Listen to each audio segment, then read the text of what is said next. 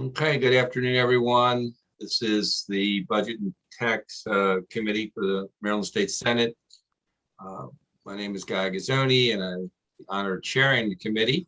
And today we're going to get a briefing from our Department of Legislative Services on revenues and some announcements that have been recently made by, I guess, both the Comptroller's Office and the Board of Revenue Estimates. So I'll ask Mr. Romans to kick it off. Thank you, Mr. Chairman. I'm joined by my colleague, Teresa Chizinski, who's our revenue and economic expert. And we're going to just give you a brief overview of sort of the revenue news and then how that kind of flows through to impact the budget picture. And I'm going to go ahead and share my screen. Hopefully you're seeing our document.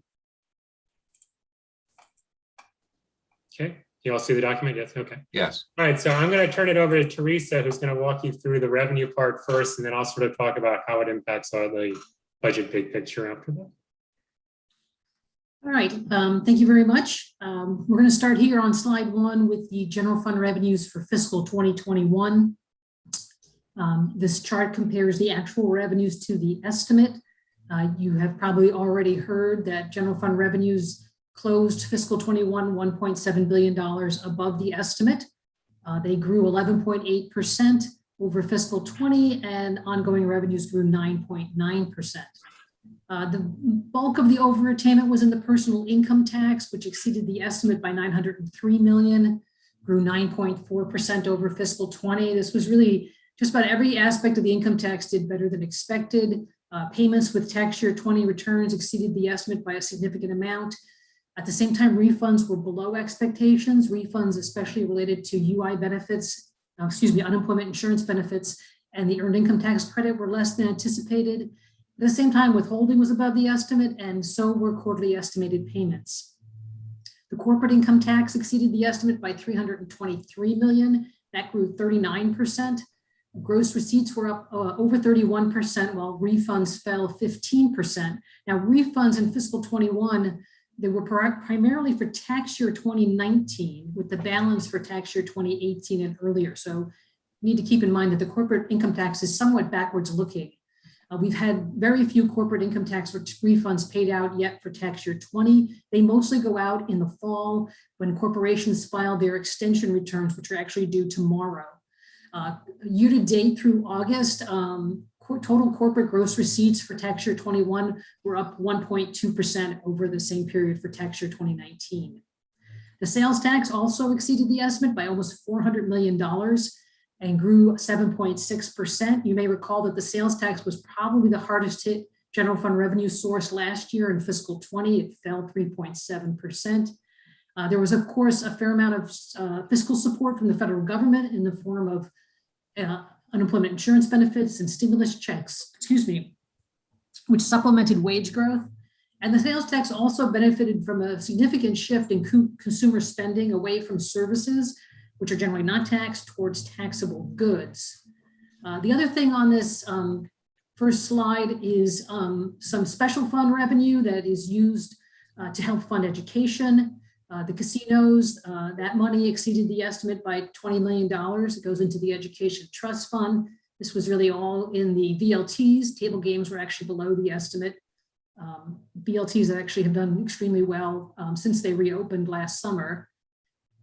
There was a provision in the 2019 Budget Reconciliation and Financing Act, which limited the general fund to the first $63 million of corporate filing fees, with everything over that amount going for education. This was a provision that impacted fiscal 21 only. That was over the estimate by $34 million. Filing fees were very high in fiscal 21, almost $150 million, up 104% over fiscal 20. Now, some of that is probably a function of how fiscal 20 was closed out. There likely was corporate filing fee revenue that should have been accrued to fiscal 20 that instead got booked to fiscal 21. And then the other thing is, of course, the Blueprint Fund, which comes from the sales tax. As you know, revenues from certain online sales are shared between the general fund, which gets the first $100 million, and the Blueprint. This is revenue from remote sellers who were required to collect the sales tax following the Supreme Court Wayfair decision, and marketplace facilitators, which was a bill from the 2019 session. In addition, sales tax revenue from digital goods goes entirely to the Blueprint Fund. So that revenue from those online sales, that group of online sales, were $523 million in fiscal 21. So the Blueprint received $423 million, $100 million less. This you can see was under the estimate by $136 million. Now, the Comptroller's Office is aware that they have undercounted the relevant online sales tax revenue, currently estimated by about $88 million, meaning that the distribution to the Blueprint should have been higher and the general fund revenue should have been lower. And the Comptroller's Office plans to make an extra distribution to the Blueprint in fiscal 22 to compensate for this. But it's important to note that that adjustment of $88 million is still at this point an estimate. Identifying the relevant online sales tax revenue for the Blueprint distribution is a manual process of going through sales tax returns. The Comptroller's Office has found they cannot rely on the self-reporting of taxpayers. They often find inaccuracies in that. They'll find local businesses reporting themselves as a marketplace facilitator, for example. So they have to go through the returns themselves, and they did not have access to all the returns. This was a byproduct of how they had to implement the enhanced vendor credit that was in the Relief Act. So they do now have access to all the returns. They plan to go back through all the data and come up with a final number for what the under distribution was in fiscal 21. Hopefully we'll know that number by the time of the BRE's December estimate, if not before. So if we go on to the next slide, and we'll move on to the general fund revenue forecast. As you know, the Board of Revenue Estimates put out a new forecast at the end of September for fiscal 2022 and a new estimate for fiscal 2023. You can see on this chart, they revised up their estimate for fiscal 22 by $995 million relative to their previous estimate from March. They're expecting ongoing growth of 3.4% in fiscal 22, 5.5% growth in fiscal 23. Now, this upward revision in fiscal 22 is considerably less than that overattainment in fiscal 21. There's a couple reasons for that, including the underdistribution to the Blueprint Fund I just mentioned. But there are a bunch of issues in the income tax that the BRE felt was going to be able to have an effect on fiscal 21, but not carry forward to fiscal 22. The first one relates to pass-through entities. You may recall a bill from the 2020 session that allowed PTEs to make income tax payments, quarterly income tax payments, on behalf of their resident members. Previously, they were limited to doing this only for non-resident members. This change is revenue neutral from the point of view of the state and local income tax, but it is advantageous at the federal level. And so we saw a surge of income tax payments from pass-through entities beginning with the tax year 20 fourth quarter estimated payment. But this is just a timing issue. It just pulls forward payments for tax year 20 that into fiscal 21 that probably would have been received in fiscal 22. So it does not carry forward into fiscal 22. As I mentioned, refunds related to the earned income tax credit were less than anticipated, despite the expansion and enhancement of the credit from legislation in the 2021 session, as well as some federal changes. This may have been because some of those changes from the 21 session happened in the middle of the tax filing season. Similarly, there was more tax payments on unemployment insurance benefits than expected, given that the Relief Act had exempted benefits from taxation entirely for taxpayers below certain income thresholds. Some of that is from taxpayers who were above those thresholds and really did owe the tax on their unemployment insurance benefits. But some of it a lot of it was from people who could have taken a subtraction modification and they did not. And again, this may have been somewhat impacted by the fact that that change was made in the middle of the tax filing season. So these two effects on the fiscal 21 overattainment, the BRE felt was not going to carry forward into fiscal 22, partly because we're still getting tax returns for tax year 20. So some people may be filing extension returns or amended returns. And when we go into the tax year 21 filing season, all of these provisions are already going to be in place. So it's going to be there from the very beginning of the tax filing season when that gets going for tax year 21 this January. And one last thing that weighs on the income tax in fiscal 22 are some provisions from the federal rescue plan from March. This was passed just after the BRE had finalized their March estimates. They made some changes to the federal earned income tax credit and the child tax credit for tax year 21. That flowed through to the Maryland personal income tax reduced Maryland personal income tax revenues in fiscal 22 and a little bit in fiscal 23. Just quickly on the sales tax, you'll see the BRE is still assuming some pretty strong growth in the sales tax, 5.9% in fiscal 22, 4.5% in fiscal 23. Even though all those fiscal, a lot of the federal fiscal support has expired, we do expect the economy to continue to recover. And there's also considerable consumer savings available to help support consumer spending. Moody's Analytics estimates that nationwide households have 2.6 trillion in excess savings, which they define as savings above what households would have saved absent the pandemic. So most of the upward revision here is being driven by fiscal 21, but there were some changes on the economic side that play into it as well. And if we go to the next slide, we'll start with employment. This has a kind of a small effect on the revenue forecast, but you can see here we're showing you the year-over-year percent change in Maryland employment for 3 calendar years, 2020 through 2022. Obviously, calendar 20 is an actual. On average for the year, employment was down 6.8%. That's about 188,000 jobs. In calendar 21, we have data through August, and year-to-date, employment is up 2.4%. As of August, the state is still down about 110,000 jobs from the pre-pandemic peak in January of last year. It's about a 4% difference. So the BRE made some kind of small changes here, a slight downward revision to the growth of employment in calendar 21, but a slightly stronger growth in calendar 22. Generally, the recovery in the labor market taking a little bit longer than previously expected. But these are pretty small changes, and they don't have a huge impact on the upward revision to the revenues. The next slide, though, does, and this is wage and salary income. Similar kind of data, year-over-year percent change for 3 calendar years, 20 through 22. Calendar 20 is an actual. You can see the yellow bar says it was up 1.7%. This is a little bit stronger than that BRE September dark blue bar. That's because subsequent to the BRE finalizing their forecast, the U.S. Department of Commerce put out new state personal income data for the second quarter of this year, as well as revising the history. And the history is now 1.7% for calendar 20. And that's really important. The fact that aggregate wages grew 1.7%, which is not strong growth, but considering that employment fell 6.8%, is really significant for the income tax, because tax withholding from wages is by far the biggest component of the personal income tax. And of course, the personal income tax is the largest general fund revenue source. In calendar 21, year to date, the first 6 months of calendar 21, wages are up 9.3%. That's obviously exaggerated by comparisons to the initial months of the pandemic in the second quarter of last year. The BRE expects about a 7% growth for all of calendar 21 in wage growth, and then about a 5.2% increase in fiscal 20, and in calendar 22, a little bit stronger than their March forecast. Again, this has a direct impact on the personal income tax forecast and also on things like the sales tax, as it helps support consumer spending. One other important economic variable that feeds into, especially the income tax forecast, is capital gains. And that's my last slide here. Capital gains income, we're showing, again, the year-over-year percent change, this time going back to calendar 2019. This data is all estimated. We don't have data for calendar 2019 that comes from the IRS, and they have not released it yet. You can see the biggest changes in calendar 20. In March, the BRE had 4% growth, and they've changed that to 21.1%.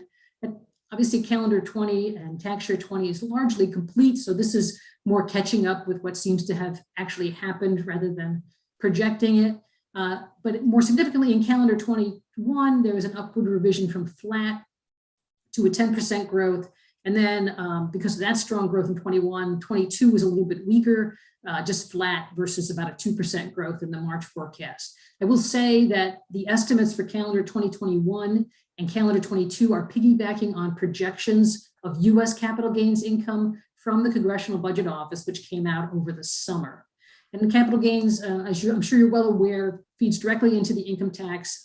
It can be a source of great volatility to the income tax because it does bounce around a lot. And it is highly concentrated among high income taxpayers. And given the progressive nature of the income tax, it can have a big effect on the income tax forecast. And that's everything I have on the revenues and the economy, and I'd be happy to take any questions.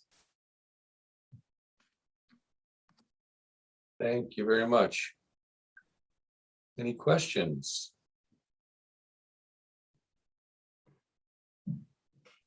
Mr. Chairman, I'm trying to raise my hand. Okay. Well, you gave me a thumbs up. I'll take that. How's that? Go ahead. Go ahead. That's Okay, fine. thank you very much. Sorry, I'm not that good at this. Anyway, so thank you. I have two questions on the economic projections. To what extent is the data we're getting and the analysis we're getting from our consultants evaluating the supply chain crisis in the world and the labor market disruption in the United States? Well, I think that they have tried to account for both of those things, especially the labor market side, where clearly the gains in employment are not as strong as they originally predicted. And I think the feeling is that it's going to take longer for the labor market to fully recover. It's not 100% clear what exactly is keeping job growth from being stronger. There have, of course, been issues of people not returning to the labor force, whether it's for health reasons or childcare reasons, et cetera. And so that has definitely fed into the forecast from our consultants. They have tried to grapple with the supply chain issues. It feeds mostly into manufacturing at this point, although it obviously is also having an effect on prices and causing some price increases in certain areas. So that kind of factors into their US macro forecast. I don't know that it feeds directly into their Maryland level forecast, but they have tried to account for that. But there's a lot of unknowns. I think you go back a couple months and they were all pretty confident that the supply chain issues would get resolved fairly quickly. And obviously we're coming to learn that that's not true. Some of it is the pandemic. Some of what's happened on the supply chain is just, there's a lot of manufacturing in East Asia, and not just semiconductors, but lots of things. And those countries have been really hit by Delta waves over the summer, forcing them to scale back production, even close manufacturing plants. And I don't think that was anticipated a couple months ago, because a lot of those countries, Vietnam and Thailand and such, did relatively well throughout the whole course of the pandemic until just recently. And the course of the pandemic has obviously been very hard to get our hands around for everybody. May I ask one more question, Mr. Chairman? Sure. I mean, my concern is sort of exactly what you're saying, is the projections were unduly optimistic about how quickly the supply chain problem would be solved, and unduly optimistic about how soon the labor market problems would be solved. I recall vividly earlier this year, Governor Hogan saying everybody's going to go back to work once he reduced unemployment benefits, and unemployment benefits that lapsed, and we still got lots of problems. And so I'm just a little concerned as to whether these very rosy forecasts for the next year and beyond aren't really taking into account adequately what we see before us, which is, prices. I mean, they just announced that the Social Security benefits are going to go up, I think, almost 6% next year because of the inflation rate. It seems like there's quite a bit of economic disruption, whereas the bottom line of these projections is everything's coming up roses.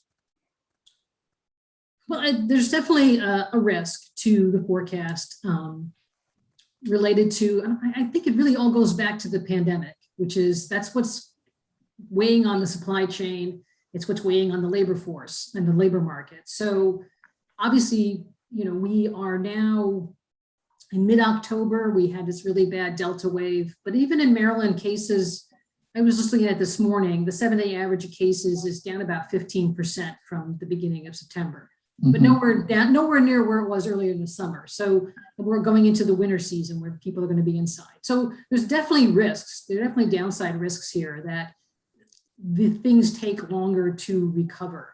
I think there was a lot of hope that once the school year started, people would immediately return to the labor market. That doesn't seem to have happened, although we're only a month into the school year. So it may take some more time. So I think you're absolutely right that there is a risk here that but I also think you have to be a little careful about these growth rates. Sometimes we have to remember what the base is. So if you're comparing 21 to 20, the percent changes are going to look good because you're comparing to a year at the beginning of the pandemic. And so, and even 21, if you think about the first quarter, before the vaccine started to roll out, there was a really bad wave of the pandemic in the winter. So there could be some growth off of a really weak base that can somewhat exaggerate the year-over-year percent changes, and maybe make them seem better than they really are because you're comparing to such a weak base period. Thank you. Thank you, Mr. Chairman. Senator McCray? Thank you, Mr. Chair. Just one quick question. It looked like the casinos overperformed $20 million. Was that all casinos or just a couple of casinos when you talked about the VLTs? All the casinos did really well. I think, especially in terms of VLTs have been very strong since they opened, not only above last year, which you would expect because they were closed for a chunk of fiscal 20, but even above where they were in 2019. And that may in part be that, people may not feel comfortable going on their vacation, but they're willing to go to the casino or something. And maybe until recently, most like live shows and stuff weren't happening, but the casinos were a place where you could go to get some entertainment. So they've done very well on VLTs in particular, and all of the casinos have done well. Table games is another story. They've had some weakness there, and it doesn't seem to have bounced back as much as the VLTs have. So yeah, I think it's been pretty broad-based in terms of the VLTs. Thank you, and thank you, Mr. Chair. Senator Alfred? Thank you, Mr. Chair. Teresa, can you go a little deeper into this miscalculation by the Comptroller's Office with the sales tax revenue and the underpayment to Blueprint? Can you just explain that a little more, please? Yeah, I think it's important to understand what the Comptroller's Office knows easily is how much revenue they collect. Almost all sales tax revenue is paid electronically. So they know what the cash is. They know what they pay out on a refund. So they know what their net receipts are. But knowing where it came from, what kind, we've created a situation with the sales tax where we need to not only know how much revenue collected, but we need to somehow identify who's paying it and what kind of sales they're making, which is not really how we've approached the sales tax before. And it's not as easy as you might think it could be. So to get to that number, so they can tell you the net receipts are X, but to get to how much is from, and keep in mind that the Blueprint is shares online sales, but not all online sales, a very specific set of online sales. So even though the sales tax return has a line for digital goods and a line for remote sellers and a line for marketplace facilitators, they just have found over the year or two that we've been doing this, that it just is not reliable. They cannot rely on the vendors identify, and it may just be the vendors are confused. It may not be clear to them. It doesn't really matter to them. They pay the same no matter what. So they have to go back, and the BRE staff itself keeps basically a curated list of businesses that they have identified belong in that bucket of the sales tax that gets shared with the Blueprint. And it gets more complicated from there too, because companies have multiple sales tax accounts. A company might be Online Emporium, but they pay the sales tax through Bob Smith LLC. And you wouldn't know that unless you Googled Bob Smith LLC. And so they have to do that kind of stuff to try and get to the right number. So it's a lot of manual work on their part. And normally they can do it, but like I said, there was some issue with how they had to implement the enhanced vendor credit. Okay. Which really only affected smaller retailers, which is why they have the bulk of the money. They know the bulk of the money because Amazon didn't benefit from the enhanced vendor discount. Walmart didn't benefit. It was designed to help smaller retailers, but they still were missing returns. It just wasn't the way they had to implement that. They were not in the system. If they weren't in the system, the BRE staff couldn't see them. Okay. And so they did the best they could in time for closeout, and they're going to try and fix it. But it's a much more complicated process than maybe you would think it would be, partly because it has to be done so manually. Got it. Okay. And there are always going to be some judgment calls about what to include and what not to include. Right. And just one in that quick, bucket. Understood. But generally, the trajectory has continued to go upward of sales tax collected from online vendors over the last few years. Right. There was a real surge of online sales, as everybody knows, during the pandemic. So it probably brought forward some of the growth that would have happened over the next 3 or 4 or 5 years. Okay. So the growth is not it's, I guess in total, it probably grows a little bit faster than the rest of the sales tax, but they've kind of scaled back a little bit how fast that's going to grow on the assumption, a couple assumptions. One, a lot of people who were not buying online now have started. So those are not people to begin buying online in a couple of years. Mhm. And some people will migrate back to go into stores as they get more comfortable doing that. Mhm. So the growth rate was also adjusted a little bit going forward to reflect the fact that we've kind of already made this transition, or maybe made as much of a transition to online sales as the economy is likely to make. And that,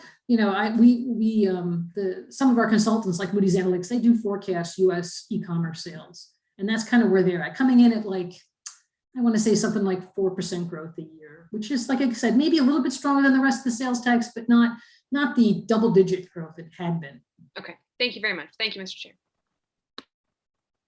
Senator Griffith.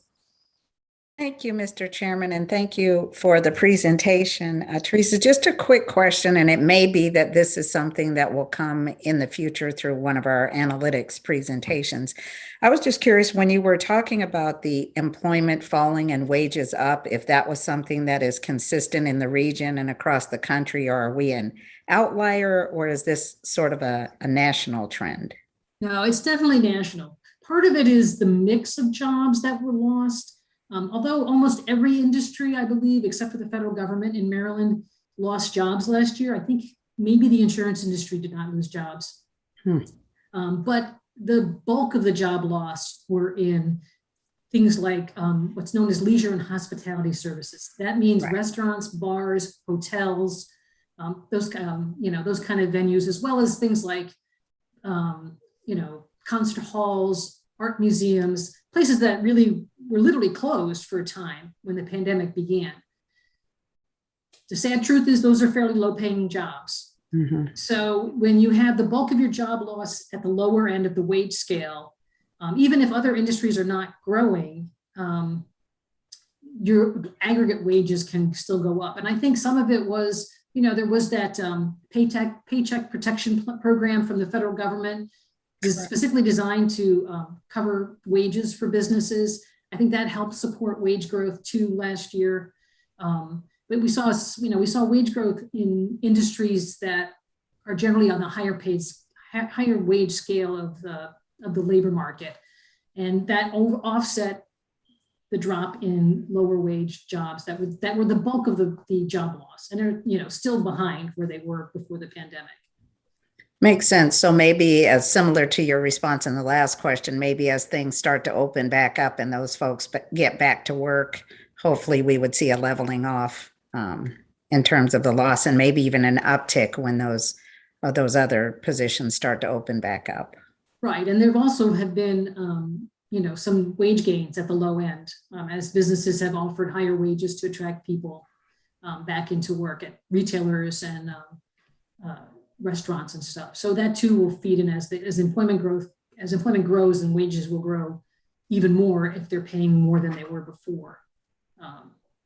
But it's just kind of a slow process. It's not happening as quickly as maybe we would have hoped or expected. Gotcha. Thank you. Thank you, Mr. Chairman. Very good. I don't see any other questions.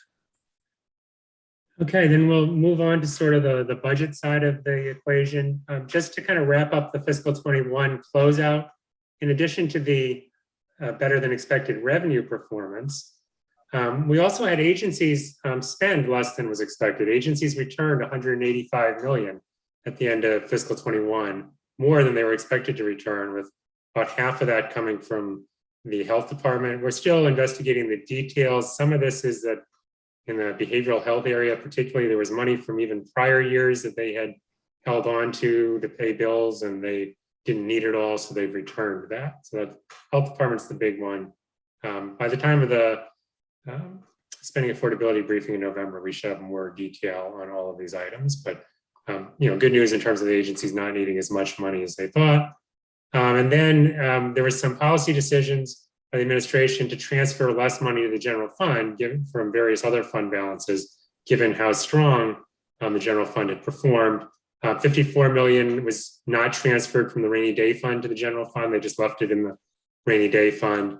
And then you had authorized in the Budget Reconciliation Act last year a $30 million transfer from an unemployment insurance fund for state employee unemployment insurance, because we're self-insured for that. And again, that wasn't done. This wasn't, we didn't need the money to help balance the budget. So altogether, we ended up closing out about 1.8 billion to the good, better than we expected.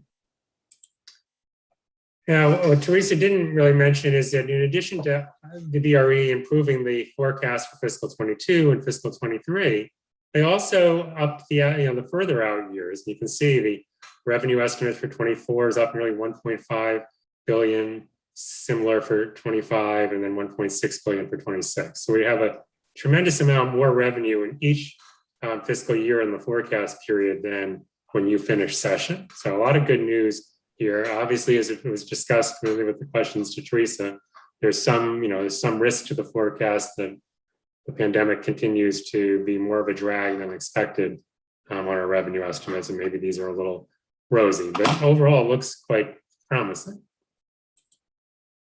right, so then what we did is we just took our spending forecast from the end of session and adjusted it for all these new revenues to show you the structural budget outlook. So the red bars in this chart are the before, at the end of session, before the BRE revisions, and the blue bars are now with the BRE revenue updates. So on a structural basis, so that's ongoing revenues compared to ongoing spending, you can see we now are looking at a structural surplus through fiscal 26, which was the forecast period at the end of session, of over $1 billion pretty much every year, growing to 1.7 billion by fiscal 26. And we certainly have not seen anything like this in any recent memory in terms of this sort of structural budget strength.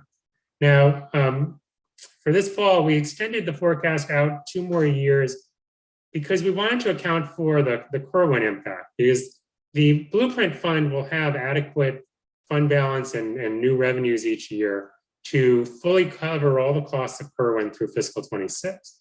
But starting in fiscal 27, the general fund is going to need to supplement the Blueprint Fund. And that does start to somewhat erode the structural surplus. There's about 400 million needed in fiscal 27 to supplement the Blueprint Fund, and about $1 billion in fiscal 28. And you can see that that does erode the structural surplus, but still, you're nearly 800 million in fiscal 28. So it's still a very strong fiscal outlook, even accounting for the kind of long-term Kerwin impact. The next slide looks at the cash balances, and there's 2 things shown here. The blue bars show the amount in the general fund, and the gray bars are the rainy day fund. And so fiscal 21 is an actual. We at the end of fiscal 21, we have 3.2 billion in the general fund and about 631 million in the rainy day fund, which is only a little over 3% of general fund revenues. And that's because you did dip into the rainy day fund as part of your efforts to help businesses and provide other relief in the Relief Act. And so then in fiscal 22, we would see the balance at about 3.7 billion in cash, and your rainy day fund, as planned during session, gets up over $1 billion to about 5.5% of revenues. For fiscal 23 through 26, if you don't start spending the money and you continue to take in structural surpluses, that cash balance just grows and grows and grows. Now, obviously, you'll make use of that money and you won't see these kind of balances. For the rainy day fund, we assumed, and this is a policy decision, that you get at least 8% in the rainy day fund for each of those years. So that's why it continues to grow from 22 to 23 up to 1.7 billion, and then grows a little bit from there.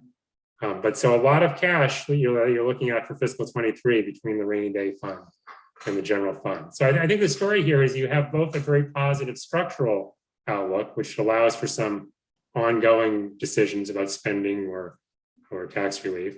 But it also, you have a lot of cash on hand that could allow for some one-time investments. This next slide just kind of covers what I said about the Blueprint Fund, that you would need to supplement it with some general funds in fiscal 27 and 28, but it otherwise is adequately funded until then. And then, so the last few slides here, we just wanted to throw out some thoughts on the use of the kind of the one-time money, the big cash balance that we're sitting on right now. I think the first issue that you want to think about going into session is the rainy day fund. You have this sort of once in a lifetime cash balance. It's an opportunity to seed the rainy day fund to a healthy amount. So the next time a recession hits, we are in a strong position to help mitigate its initial impacts. A few years back when we were looking at the revenue volatility issue, we sort of tested what an impact of a recession has on revenues. And over a 2-year period, a recession usually results in revenues falling short of the estimate before the recession by a combined 10% or so. And the thought then was you want to have at least 5% in the rainy day fund that you're willing to use to cover half of that sort of recession-driven shortfall. And then you deal with the other half through some cuts and whatever other transfers and revenue actions you do. Given that the state has always been reluctant to drain the rainy day fund, we think you want to get to at least 8%, so you have a 5% usable balance, and probably be desirable to get close to 10% given how much cash we have on hand. The next issue, this is like the eat your vegetables slide. Unfunded liabilities. There's a lot of unfunded liabilities that have been sort of put off or exacerbated during the recent recessions to help balance the state budget. We have a $16 billion retiree health unfunded liability and no actual plan to address that. The local income tax reserve fund has been rated a number of times over the years to help deal with our budget challenges. There are plans to repay parts of those raids, but not all of them. So it's about $739 million that there's no plan to address. And the state is self-insured for workers' compensation for state employees. And there's a $331 million liability there, again, with no real plan to kind of draw that down. So that's about $17 billion of unfunded liabilities. So you may want to put at least a portion of that big cash balance toward one or all of these, just chip away at these sort of problems. Again, if you can't put any money toward them now, probably never going to have the money to deal with it. And what's not shown there is the state retirement and pension system, which has a liability of almost $18 billion. We didn't put it in the list because we are making the actuarially required contribution each year. So we are on a path to getting to full funding already. So there's at least a plan there to get us to full funding where there really isn't for those other three items. All right, and then the last slide just is some other, kind of obvious uses of the cash balance. Clearly, pay-go capital is a good use for cash. It could be done to enhance the capital program or to sell less debt, or at least to avoid taxable debt where we sell that because that's a higher interest rate than our non-taxable debt. Excuse me. There's a lot of deferred maintenance at state facilities and state parks. 300 million just between the state agencies and the state parks. If we include higher education, it gets to an even bigger number. So there could be some opportunities to address some of that deferred maintenance and facilities renewal. Obviously, you all have one-time priorities that you would like to see investments made into. And we also think you might want to consider sort of cyber security and upgrading some of our outdated IT infrastructure while we have the opportunity. So those are sort of our thoughts on things you might want to use some of the balance for. That's really all we had for you today. I'm happy to answer any questions that the committee has. Senator Jackson. You're on mute.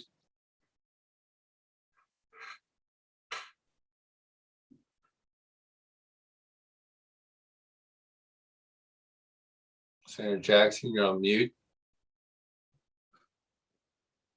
How about now? Gotcha. All right, sorry about that. Thank you again. David, regarding the unfunded liability, roughly $17 million, are we at risk of that increasing? I mean, I know we're still in a very uncertain state right now. So is there potential of that number increasing? And also, is there any relief that we may be able to see from the federal government regarding that? So the one on that list that could increase is the retiree health, because we just kind of pay as we go on retiree health. We pay for whatever bills are each year, but we're not putting in, an actuarially required amount to help stabilize it. So that one is likely to continue to increase unless we make some policy changes. The other two are more fixed and are unlikely to change. The local income tax reserve won't change unless we take more money out of it, and workers' comp would potentially increase, but fairly marginally. Okay, I don't believe that any of the any of the things that the Congress is talking about doing would directly help us with these unfunded liabilities. It may help us, if the infrastructure legislation passes, for example, you have even more opportunities to do capital, which may, relieve needs there, but probably doesn't affect the unfunded liabilities. Okay, and if I might, Mr. Chairman, Yes. regarding the infrastructure, you spoke about the cybersecurity. I had the pleasure of being joint chair on the House side. We've been trying to work on ways to address those concerns to protect our infrastructure.